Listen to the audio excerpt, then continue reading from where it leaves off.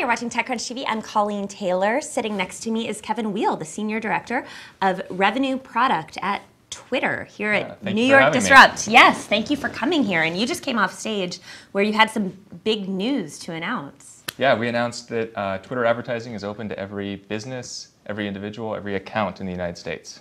And so talk to me about what that means from a technical perspective for you guys to open it up, because I suppose up until now it's kind of been, you know, on a case-by-case basis. You've had these arrangements with certain advertisers. I mean, how much work was it to get it so that it's this completely open platform? Yeah, so up until now we've had brands, we've had agencies, and we've had thousands of small businesses using the ads platform every day. But today we actually open it up so everybody can come and sign up and immediately start advertising on Twitter. It's been a long journey. We've done a lot of work. We've been listening to our advertisers, helping make a really easy to use advertising experience, helping make sure we deliver great ROI to advertisers. So we're super excited to be here today. Cool. And it seems like, I think we have your tweet where you announced it on your personal Twitter feed as well, that Twitter ads is now open to all US users. Seems like nice. Pretty popular tweet as well. Yeah, you see, there's a strategy to announcing it with a tweet. When you're on stage, you get all sorts of followers. Yeah, you have a lot of followers as well too, so that helps. You have 25,000 followers, which I suppose makes sense because you've been at Twitter for a long time. Secret benefit to being at Twitter. It's true. You accumulate followers over time. Yeah. Somehow people figure out that they should follow you. Great, and tell me what this means also for us Twitter users. I mean, now all of a sudden is my entire feed going to be just packed with ads? I mean, how do you make sure that this isn't overwhelming for users? Mm-hmm. We have a super high quality bar. So on average, we average 1 to 3% engagement rates on promoted tweets across the platform. If you look at other advertising platforms, that's an order of magnitude, maybe more, above what they do. So we're all about showing you relevant, engaging ads that you're going to love. The release today doesn't change any of that. If anything, it's going to make ads better because there are going to be now more small local media, local businesses that it won't be so many. It won't just be the bigger brands. It'll be lots of relevant local, coffee shops that you love nearby.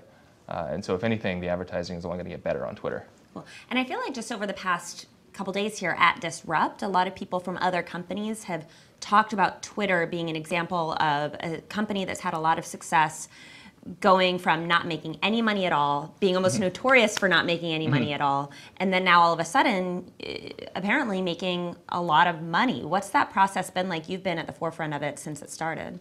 Well, we've taken a very thoughtful approach. We built, when we thought about building an advertising platform, we wanted to build an advertising platform that actually provided a great user experience. So we didn't build something where the Twitter experience is here and the advertising is over here. We built our promoted tweets into the core Twitter experience, and that means the bar is super high for relevant and engaging promoted tweets. It means that an ad that we're going to put in the timeline has to be so good that we're going to put it into your core timeline. And I think we've proven with 1 to 3% engagement rate across the platform that we're able to do that.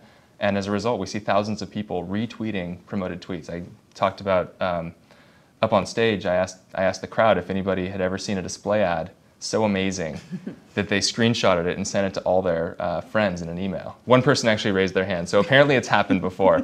But I think we're pretty unique in being an advertising platform whose ads people love to share with all their followers. I think most of the time if someone takes a screenshot of a display ad, it's because it's so remarkably bad. Right. It's like, no, I don't want to lose belly fat, or maybe I should want to lose belly fat, but things that aren't completely targeted or are kind of offensive in some ways, sometimes people screenshot those. But great, and I also want to talk, because you're an engineer by training, and when you joined Twitter, you were a lead engineer, and now you're focused on this revenue side, and I think a lot of times people think that engineering and creative work in that way is so different from sales and making money. What's the culture been like at Twitter? Has there been a big shift? I mean, how do you guys kind of manage moving to this revenue generating mode while still keeping it real, I guess, on the engineering side? I mean, I think I've been fortunate to watch the company grow from 40 to about 1,500 today, and it's been an amazing experience, but the culture has remained very, very focused on delivering a great experience to users. That hasn't changed. I mean, we've just been talking about how much of a focus that is for us on the advertising side, and it's certainly the same on the consumer side. So honestly, that has been constant throughout. Okay. So it doesn't sound like it's been that big of a deal, I guess, to shift. I mean, I guess the idea has been a lot of companies, they get started, and Twitter included here, and Facebook, of course, before was, we're going to focus on the product, and then we'll think about making money later, but we're not money-making types, and then you realize over time that maybe you can be a money-making type. Yeah, we think there's an opportunity to build an advertising platform that people actually love. I was sitting in the backstage here before the show, and someone was saying, my boyfriend's an engineer, and they actually were saying the other day, I never click on ads, except I click on promoted tweets all the time. And I hear that often, and every time I take it back to the team and say, look guys, we're doing it. This is what we need to be doing. This is great. This is working. Right.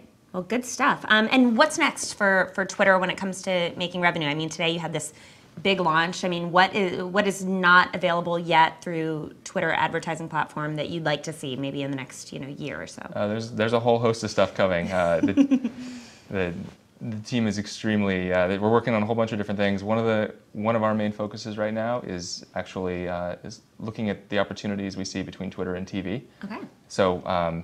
As I mentioned on stage, 95% of public commentary, public social commentary on TV happens on Twitter. You see the tie-ins between Twitter and TV with like every commercial, 50% of all the commercials during the Super Bowl having hashtags. There's just a huge amount of opportunity between Twitter and TV. And our philosophy is actually that Twitter and TV help make each other better. And so we think there are big opportunities there. Great, sounds exciting. Well, Kevin, thank you for coming to Disrupt and coming backstage. And thank you. Enjoy the rest of the show. Thank you.